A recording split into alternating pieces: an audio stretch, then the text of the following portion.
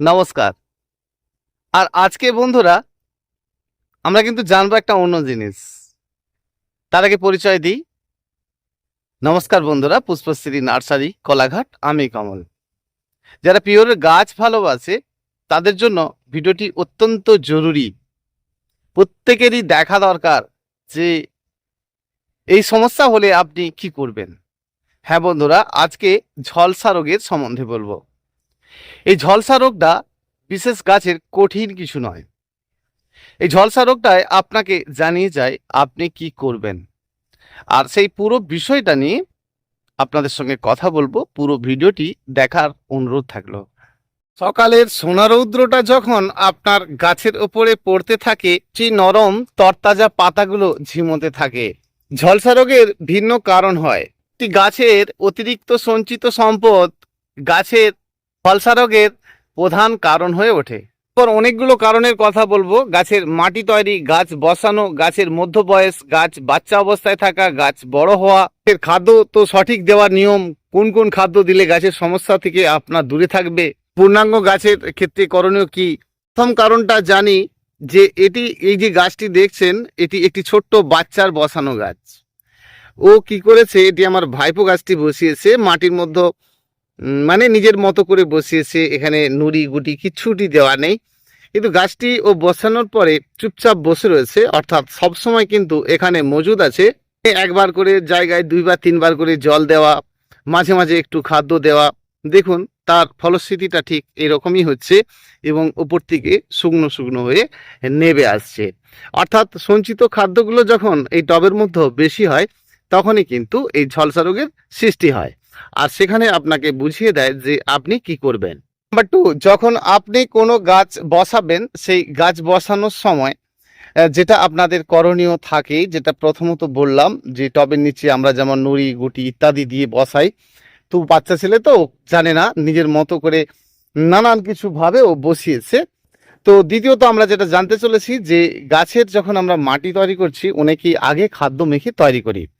দেখুন এই খাদ্য মাখতে গিয়ে আমরা যখন মাটির মধ্যে খাদ্যগুলো দিই, সেখানে কিন্তু নাইট্রোজেন, ক্যালসিয়াম, জৈব অতিরিক্ত সবের দিয়ে ফেলি।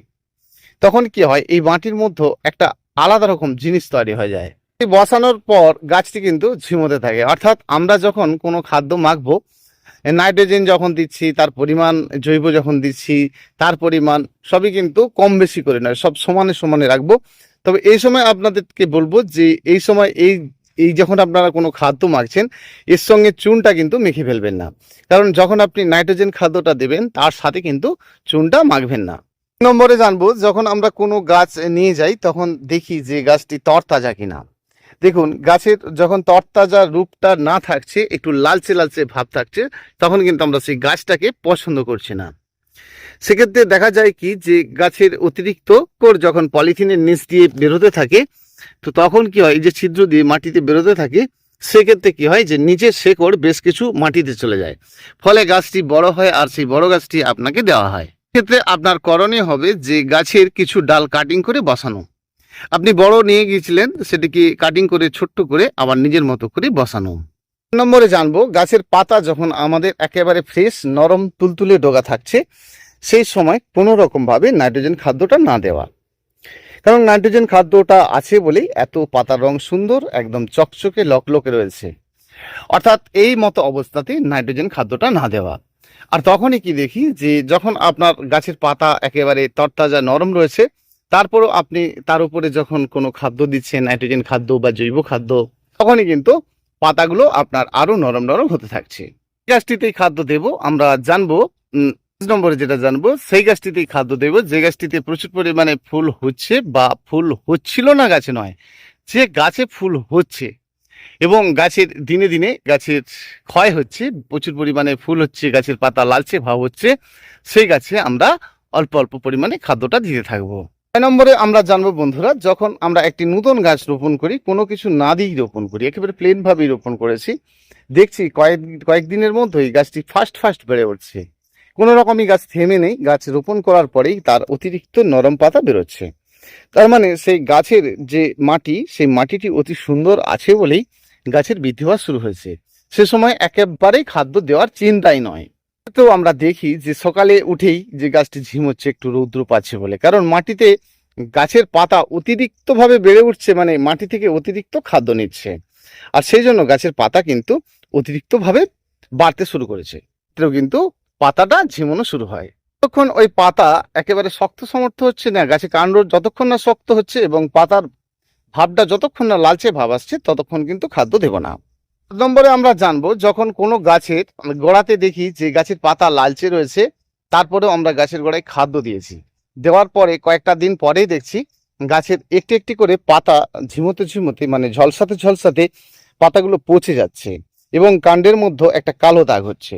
তার মানে মাঝে মধ্যেই কিন্তু গাছটির উপরে বৃষ্টির জল পাচ্ছে। তার কারণ কি, গাছটিতে যখন আপনি বসিয়েছিলেন তার মাঝে মধ্যে যখন বৃষ্টির জল পাচ্ছে, অতিরিক্ত ভাবে সেই মাটি থেকে খাদ্য কিন্তু গাছটি পাচ্ছে।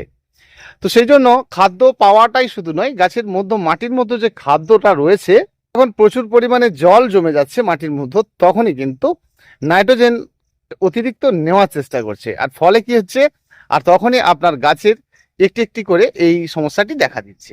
এরকম হলে আমরা কি করব, সঙ্গে সঙ্গে কিন্তু মাটিকে ফার্স্ট ক্লাস করে শুকনো করে নেব। শুকনো করে নিলেই কিন্তু এই সমস্যার সমাধান। এবারে আমাদের গাছটি ধীরে ধীরে একটু একটু করে জল দেব, প্রয়োজন বোধে আমরা ফাঙ্গিসাইড ওষুধ অবশ্যই মাটিতে দেব এবং গাছেতেও দেব। নম্বরে জানবো আমরা যে একটি গাছের ডগা কাটিং করার পরেই যখন অজস্র ছোট ছোট ডগা বেরোচ্ছে, সেই অজস্র ছোট ছোট ডগা কয়েকটি দিন রৌদ্র বেরোনো মানে ঝিমোচ্ছে, সেক্ষেত্রে আমাদের ভয় পেয়ে গেলে চলবে না। কারণ ওই যে নতুন পাতাগুলো বেরোচ্ছে, যখন আপনি পুরানো ডাল কাটিং করেছেন তখনই কিন্তু নতুন ডাল বেরোচ্ছে, আর নতুন ডাল বেরোনোর সময় একটু প্রথম অবস্থাতে ঝিমোতে পারে।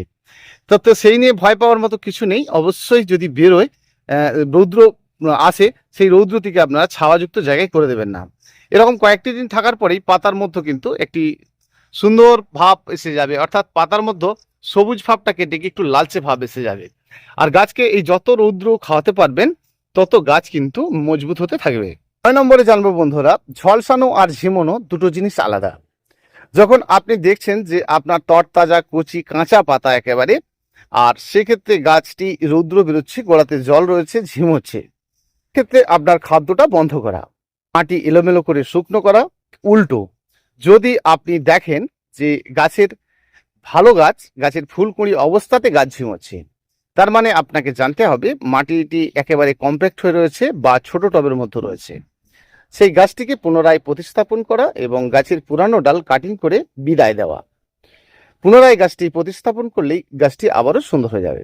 10 নম্বরে জানবো বন্ধুরা, যখনই আমরা কোনো গাছ রোপণ করছি সেই গাছটিকে নিজের মতো করে বাড়তে দিচ্ছি, কারণ মাটির মধ্যে কতটা গুণ রয়েছে সেটা আমরা বুঝতেই পারছি না। তো প্রথমত বাড়ার পরে যখন আমরা কাটিং দিচ্ছি, সেই গাছটি কিন্তু সুন্দরভাবে নতুনভাবে বেরোতে থাকছে। এটি সিঁদুর গাছের চারা। তো বন্ধুরা, যখনই কোনো মাটির মতো গাছ রোপণ করা হবে, প্রথমত গাছকে বাড়ার সুযোগটা দেবেন, আর সেক্ষেত্রে গাছের পাতা ঝিমোনো বা ঝলসে যাওয়া এটা বিশেষ কিছু সমস্যা নয়। আর এই সমস্যাটা তখনই হবে যখন আপনি এই সমস্যাটা বুঝে উপরে অতিরিক্ত খাদ্য চালিয়ে যাবেন। তো এই সময় আমাদেরকে একটু থেমে যেতে হবে। অবশ্যই আমাদেরকে যে সকল খাদ্যগুলো আমরা দিতে হবে, গাছের রং সবুজ থাকবে কিন্তু লালচে ভাব থাকবে, তাহলে সেই গাছের ফুলকুঁড়ির দেখা অনেক বেশি মিলবে, প্রচুর পরিমাণে আপনি সেই গাছ থেকে ফুল পাবেন, গাছের রং ভালো পাবেন, গাছ সবসময় আপনার স্বাস্থ্যবান হবে। প্রতিটি গাছকে স্বাস্থ্যবান করতে গেলে প্রথম স্টেপগুলো মেনে চলুন, দেখবেন প্রতিটি গাছকেই আপনি ভালো করতে পারবেন। বিশেষ আরও কারণ রয়েছে, সেই কারণগুলো আমি আজকে আর শেয়ার করলাম না, ভিডিও বড় হয়ে যাচ্ছে।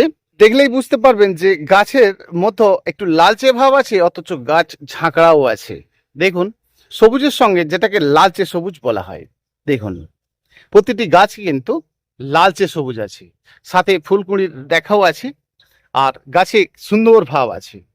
গাছ রোপণের সময় এই জন্য আমরা সব সময় দেখুন এই পরপর করে অনেক ফলের গাছ রোপণ করা হয়েছে ধারটাতে, প্রতিটি গাছে এতটুকু এখনো খাদ্য দেওয়া নেই। তার কারণ হচ্ছে কি, মাটির মধ্যে যেটুকু ছিল সেটুকু এই সময়টায় খেয়ে নিই, এরপরে কিন্তু আমরা আমাদের মতো করে গাছ রোপণের পরেই যে এই যে আজ ধরুন প্রায় 1 মাস হতে চলেছে, এতটুকু এখনো খাওয়ার দেওয়া নেই।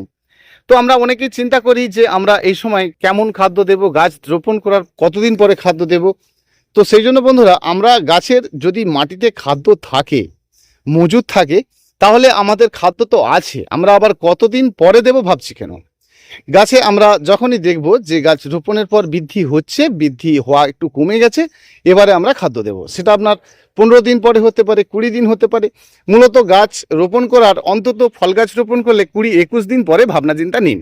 ফুল গাছ রোপণ করলে আপনারা অবশ্যই 10-15 দিন ভাবনা চিন্তা নিন যে গাছটি কিভাবে বেড়ে উঠেছে কিনা, গাছের সঠিক রং আছে কিনা, গাছটা ঠিক আছে কিনা। গাছের যে আপনি রোপণ করলেন তার শেকড় মাকড় সমস্ত টবের মধ্যে চারাতে দিন, সেই সময়টা গাছকে দিন। যেদিনই গাছ রোপণ করেন সেদিন থেকেই কিন্তু গাছ বাড়া শুরু হয়। আমরা অনেকেই ভাবি গাছ কখন বাড়বে। সময় গাছের রং পরিষ্কার পরিচ্ছন্ন থাকবে, গাছ এক কথায় আপনার সঠিক থাকবে। ঝলসা রোগটি আমাদের বুঝিয়ে যায় যে আমরা খাদ্য কতটা দেব। দেখুন, যখন আপনার গাছের এইভাবেই হতে থাকবে, প্রতিদিনই আপনি রোপণ করার পরেই দেখছেন গাছ বারে বারে ঝিমোচ্ছে, গাছ 2 দিন 4 দিন 5 দিন ঝিমোতে ঝিমোতে নিজে নিজে স্ট্রং হয়ে যাবে, তাহলে ঠিক আছে। যখন দেখছেন যে গাছটি ঝিমোচ্ছে আর সঠিক হচ্ছে না, তার মানে আপনাকে বুঝে নিতে হবে যে আপনি যে মাটি তৈরি করেছেন সেই মাটির মধ্যে কিন্তু অতিরিক্ত খাদ্য হয়েছে। কিভাবে হয়েছে সেটা আপনাকেই বুঝতে হবে, সে সঙ্গে সঙ্গে কিন্তু আপনাকে তুলে নিতে হবে। কারণ আগে আপনার খাদ্য মাখানো মাটি হতে পারে, বা আপনি নূতনভাবে খাদ্য দিয়ে গাছটি বসিয়েছেন, বা আপনার আগের কোনো টবের মধ্যে খাদ্য রয়েছে, সেই সুযোগ দিলে কিন্তু একটি গাছের প্রাণ যাবে। অর্থাৎ সাথে সাথে আপনাকে তুলে নিয়ে আবার নূতনভাবে রিপোর্টিং করে দিতে হবে। কয়েকটি দিন আপনাকে দেখতে হবে যে আপনি খাদ্য বন্ধ করে দিয়ে মাটিকে ফার্স্ট ক্লাস করে শুকনো করে দেওয়া। 5-6 দিনের মতো আপনি দেখুন, তার মধ্যে যদি আপনার গাছ সুন্দর স্ট্রং হয়ে যায়, একটু উপরকার ডোগা কাটিং করে দেবেন। দেখেন যদি সব ঠিকই হয়ে গেছে তাহলে ঠিকই আছে, তা নইলে কিন্তু আপনি গাছটিকে পুনরায় রিপোর্টিং করবেন, আপনার গাছটি বেঁচে যাবে। বন্ধুরা, দেখা হবে পরের ভিডিওতে। আজ এইটুকুই। বন্ধুরা, আমার ফোন নাম্বার 9609456194। যদি উপকারে আসে আপনাদের, অবশ্যই লাইক কমেন্ট শেয়ার করবেন, আর নতুন বন্ধু হয়ে থাকলে সাবস্ক্রাইব করে রাখবেন। অসংখ্য অসংখ্য ধন্যবাদ আমার প্রতিটি বন্ধুকে। ধন্যবাদ।